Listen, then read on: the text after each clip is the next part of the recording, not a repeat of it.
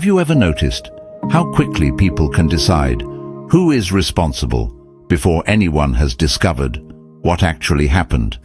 Sometimes the truth isn't the first thing a family protects. Sometimes what they protect is the story they've already agreed to believe.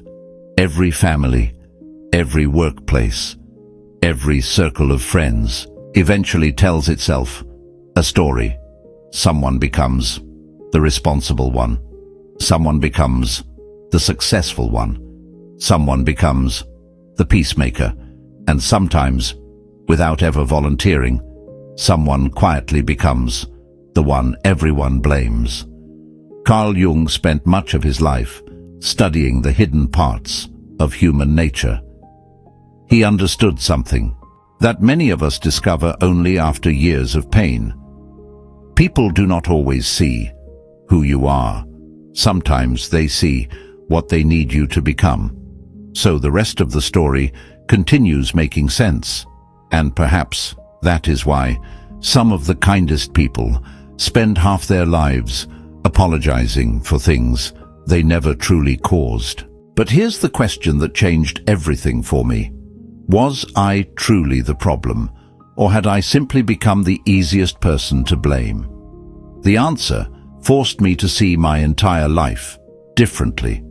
The strange thing about blame is that it rarely begins with evidence. It begins with expectation. Somewhere, almost without anyone noticing, a quiet pattern begins to form. One child becomes the responsible one. Another becomes the successful one. Someone else becomes the funny one.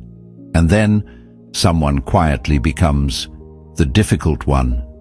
Not because they always cause the problems, but because once a family or a group begins telling itself a story, every new event is interpreted through that story. Before long, people stop asking, "What happened?" They only ask, "Who do we already believe did it?" Perhaps you thought this only happened in families, but watch carefully. It happens in offices where one employee becomes the negative one. It happens in friendships where one person is always accused of being too sensitive. It happens in marriages where every disagreement somehow circles back to the same person. Different places, different faces, the same pattern. Once people become comfortable assigning someone a role, they begin protecting the role, even when reality changes, because changing the story would require everyone else to question themselves. Have you ever noticed how difficult it is for a group to let go of the person they've always blamed? Sometimes certainty feels more comfortable than truth. Carl Jung believed that human beings often struggle to face the parts of themselves they find painful. Rather than examining those uncomfortable truths, we sometimes place them somewhere outside ourselves, not always consciously, not always with cruelty, sometimes simply because it feels easier. Jung called this projection. It happens when we attribute to another person what we cannot yet bear to recognize within ourselves. That doesn't mean every criticism is unfair. None of us is perfect. We all have flaws that deserve honest reflection. But there is a difference between being accountable for your actions and carrying emotions that never truly belong to you. Wisdom begins when we learn to tell those two apart. Not every burden you carry was packed by your own hands. But here's the part I struggled to accept. After carrying the blame for so many years, I no longer needed anyone else to accuse me. I had quietly learned to do it to myself, and that may be the deepest wound the scapegoat carries. There is something that happens after carrying blame for many years. At first, you defend yourself, you explain, you tell your side of the story. You hope that if people only understood, they would finally see the truth. But explanations become exhausting, and eventually, something inside you quietly changes. You stop asking, "Did I really do this?" and begin asking, "Maybe this really is who I am." That is the moment the accusation moves from the outside to the inside. No one needs to blame you anymore. Your own thoughts have learned the words by heart. Have you ever noticed how some people apologize before anyone has accused them? They enter a room, already preparing and to be misunderstood. They replay conversations, searching for mistakes that no one else even remembers. They carry responsibility for emotions they never created. Carl Jung believed that what remains unconscious quietly directs our lives, and perhaps this is one of its saddest examples. When the role of the problem becomes unconscious, we begin searching for proof that we deserve the blame, even when none exists. Isn't it remarkable how the people who question themselves the most are often the same people who have spent years carrying everyone else's doubts? They don't lack a conscience, they simply have one that has been asked to carry far too much. Healing did not begin the day people stopped blaming me. Healing began the day I stopped confusing my mistakes with my identity. Yes, I have made mistakes. Every human being has. There were conversations I wish I had handled differently, moments I wish I could revisit. But Carl Jung reminds us that becoming whole requires honesty, not self-condemnation. A mistake is something you do.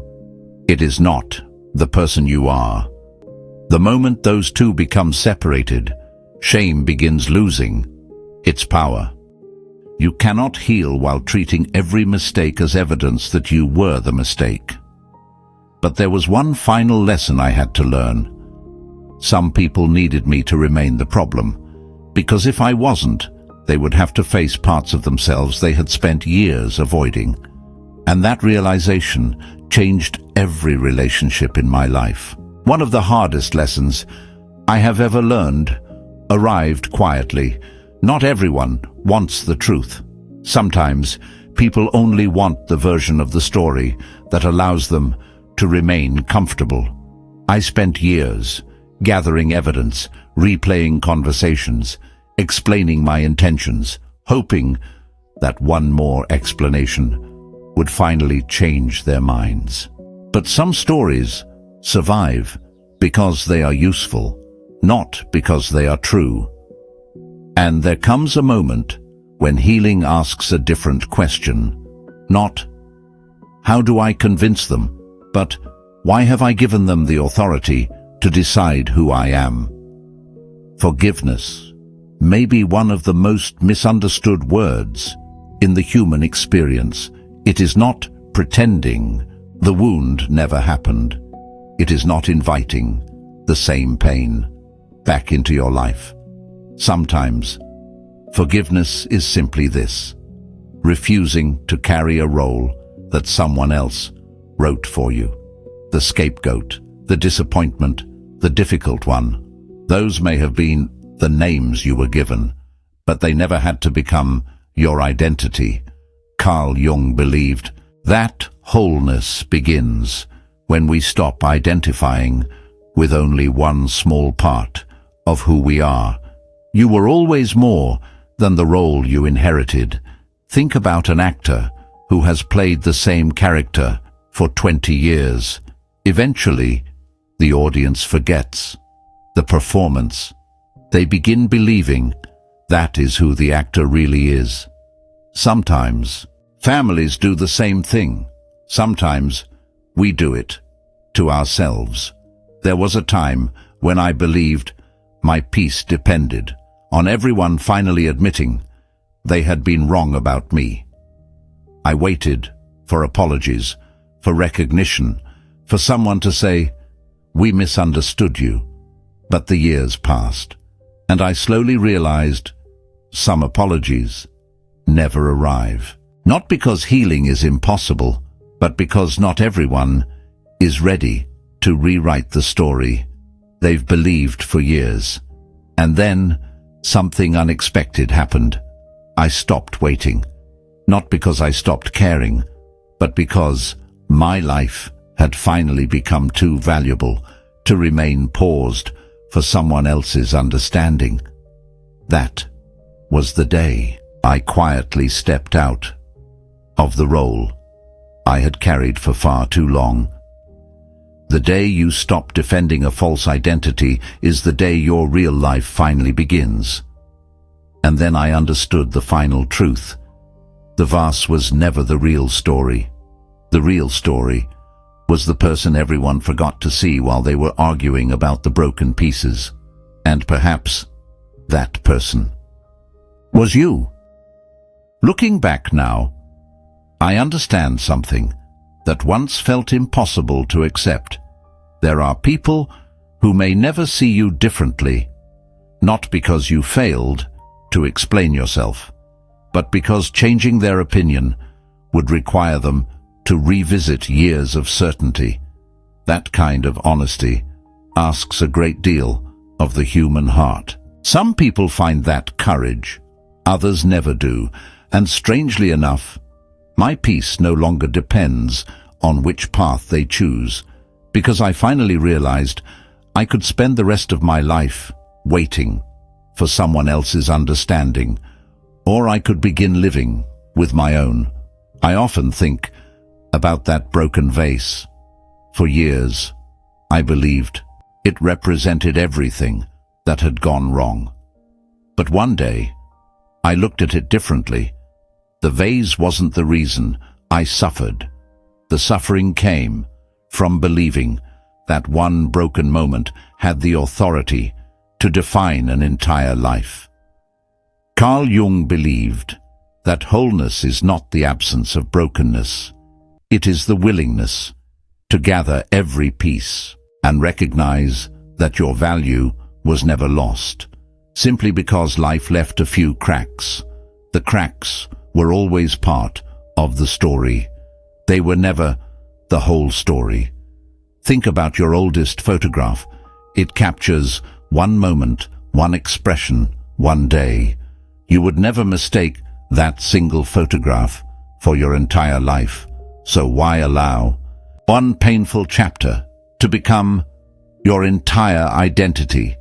So, were you really the easy one to blame? Perhaps. Perhaps you entered rooms where people found comfort in simple explanations. Perhaps you carried accusations that should have been shared. Perhaps you apologized for storms you did not create. But here's what I hope you remember. Long after today, you cannot change every story someone chooses to tell about you, but you can choose which story you continue telling yourself. You are not the family's disappointment. You are not the office scapegoat. You are not the argument that has followed you for years. You are a human being, still growing, still learning, still capable of becoming someone no accusation can fully describe. And perhaps that is what Carl Jung hoped we would all discover.